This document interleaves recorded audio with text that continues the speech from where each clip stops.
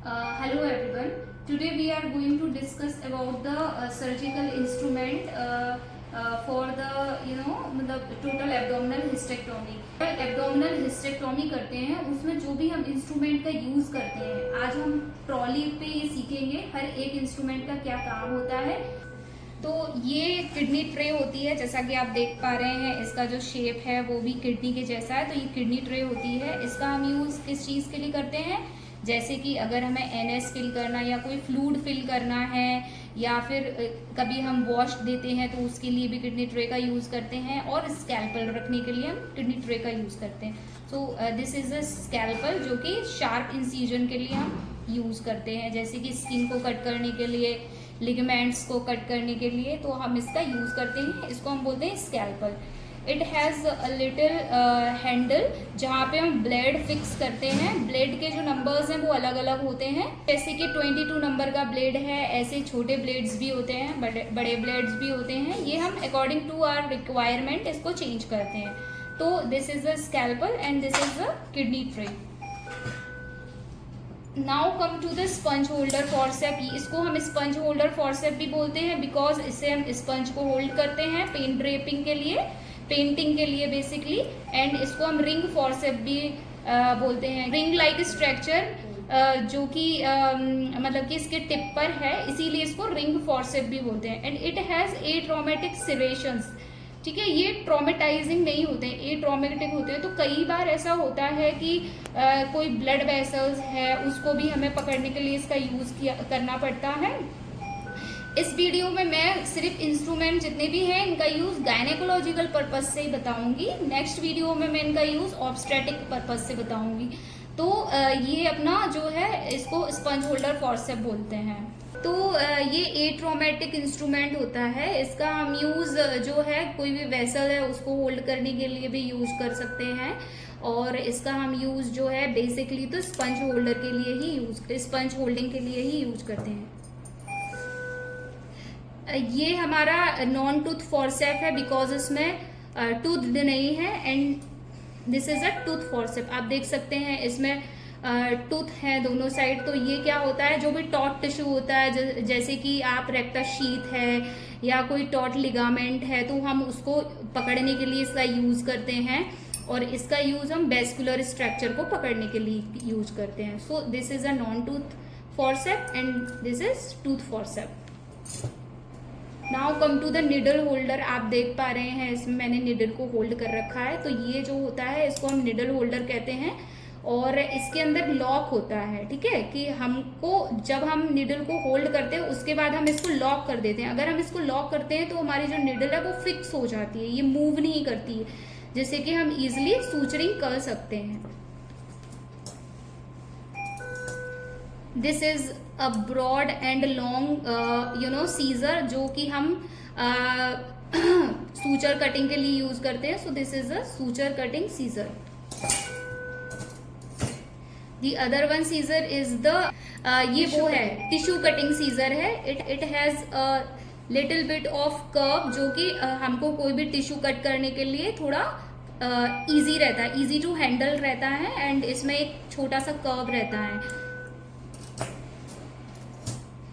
ये भी tissue cutting scissor है। देखो आप इसमें देख सकते हो कि इसमें भी एक कर्व है। तो ये जो दोनों सीजर्स हैं ये टिश्यू कटिंग सीजर हैं। ये देखो इसमें पॉइंट है, इसमें पॉइंट नहीं है, तो ये फाइन सीजर आप बोल सकते हैं, जैसे फाइन स्ट्रक्चर को कट करने के लिए। एंड ये जो है ये ब्रॉड सीजर होती है, जिसको जैसे कि हमें वजाइनल वॉल्ट वगैरह को कट करने के लिए या जो हार्ड स्ट्रक्चर होते हैं उसको कट करने के लिए यूज करना होता है। These are the artery forcep. Artery forcep जो है ये बहुत ही इंपॉर्टेंट इंस्ट्रूमेंट होता है कोई भी प्रोसीजर के लिए। आर्टरी फॉरसेप जैसे कि इसका नाम है आर्टरी फॉरसेप, तो हम कोई भी आर्टरी को पकड़ने के लिए, होल्ड करने के लिए इसका यूज, कोई ब्लीडर है उसको होल्ड करने के लिए यूज करते हैं। सूचर का जो एंड है, टिप पॉइंट है, उसको होल्ड करने के लिए भी हम आर्टरी फॉरसेप का यूज करते हैं। एंड इसके अंदर भी लॉक होता है, जिससे कि अगर अपन इसको लॉक कर देते हैं तो ये फिर फिक्स हो जाता है। तो जो TAH का जो सेट होता है उसमें हमारा एक स्पंज होल्डर रहता है, 2 फॉरसेप्स होते हैं, एक टूथ फॉरसेप, एक नॉन टूथ फॉरसेप, एक हमारा निडल होल्डर रहता है, दो टिश्यू कटिंग होते हैं, एक फाइन टिश्यू कटिंग, एक ब्रॉड टिश्यू कटिंग और एक हमारा सूचर कटिंग होता है। एंड इसके अलावा 5 हमारे आर्टरी फॉरसेप्स होते हैं जो मैंने आपको बताए। Now come to the Allis forcep. ठीक है, तो एलिस फॉरसेप ये जो इंस्ट्रूमेंट है इसको हम एलिस फॉरसेप बोलते हैं। इसके अंदर भी लॉक होता है एंड आप देख सकते हैं कि इसकी टिप पे शार्प सेरेशंस होते हैं। ये क्या करता है कि कोई भी जो मतलब कोई भी स्ट्रक्चर जो टफ स्ट्रक्चर होता है जैसे वजाइनल वॉल्ट है या फिर यूट्रोसैक्रल या मैकेनरॉट लिगामेंट्स हैं या फिर फंडस ऑफ द यूट्रस है, उसको होल्ड करने के लिए हम इसका यूज करते हैं। बाकी रेक्टस शीथ के एंगल्स लगाने के लिए भी हम इसको जो है यूज में लाते हैं, क्योंकि ये क्या करता है, अगर हम इससे टिश्यू होल्ड करते हैं तो टिश्यू जो है वो अपनी पोजीशन में रहता है। तो इसीलिए एलिस फॉरसेप भी काफी इंपॉर्टेंट स्ट्रक्चर होता है। और ये हम टोटल जो है 6 एलिस फॉरसेप्स हमारे होने चाहिए TH की ट्रे में। Now come to the straight clamp. जैसा कि आप देख पा रहे हैं कि ये स्ट्रेट है तो हम इसको स्ट्रेट क्लैंप बोलेंगे।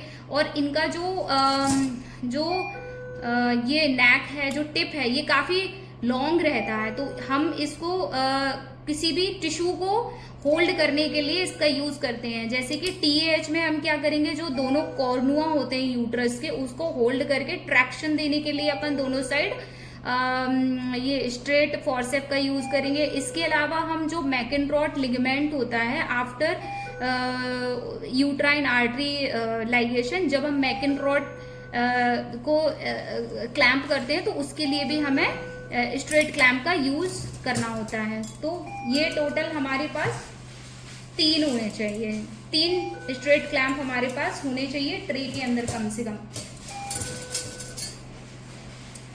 इसके अलावा ये देखिए, ये कर्व क्लैंप है। जैसे आप देख पा रहे हैं ये स्ट्रेट है इसलिए इनको स्ट्रेट क्लैंप बोल रहे हैं, और ये कर्व क्लैंप है क्योंकि इनमें स्लाइट एक छोटा सा कर्व है टिप पर।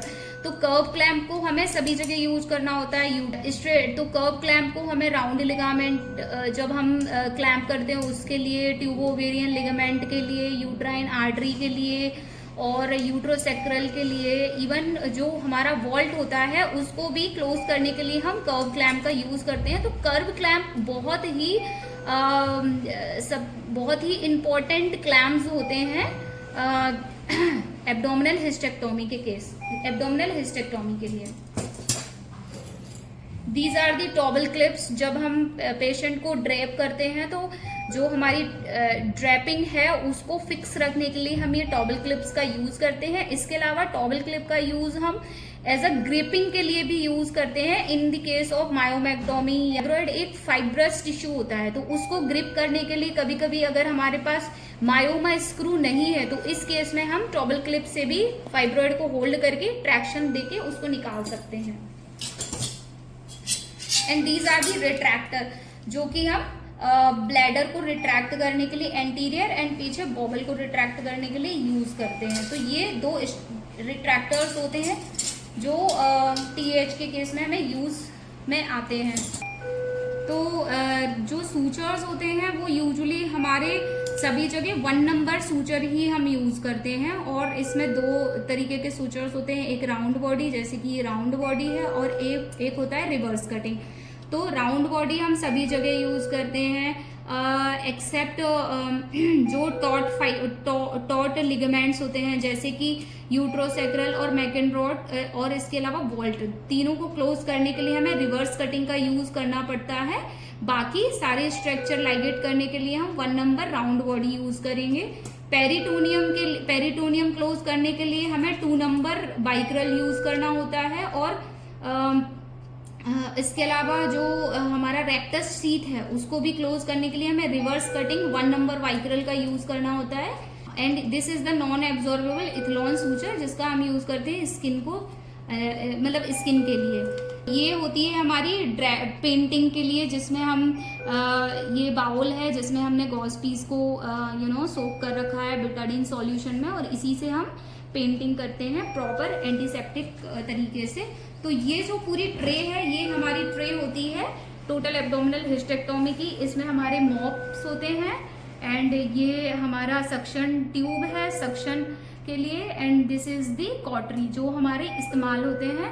ये लिनेंस हैं एंड इसमें अदर एक्स्ट्रा इंस्ट्रूमेंट रहते हैं। अगर हमको कोई इंस्ट्रूमेंट ट्रे मतलब कोई इंस्ट्रूमेंट टेबल से नीचे गिर जाता है या हमें और एक्स्ट्रा इंस्ट्रूमेंट की नीड पड़ती है तो हम इसके अंदर से निकालते हैं। तो ये एक ब्रीफ जो है एक लेक्चर था जिसमें मैंने आपको बताया कि क्या क्या इंस्ट्रूमेंट हम यूज करते हैं ना। नेक्स्ट लेक्चर में मैं आपको बताऊंगी कि इन इंस्ट्रूमेंट को किस तरीके से हम प्रोसीजर करते समय किस तरीके से हम TH में यूज करेंगे, वो मैं आपको नेक्स्ट वीडियो में बताऊंगी। तब तक के लिए थैंक यू, टेक केयर।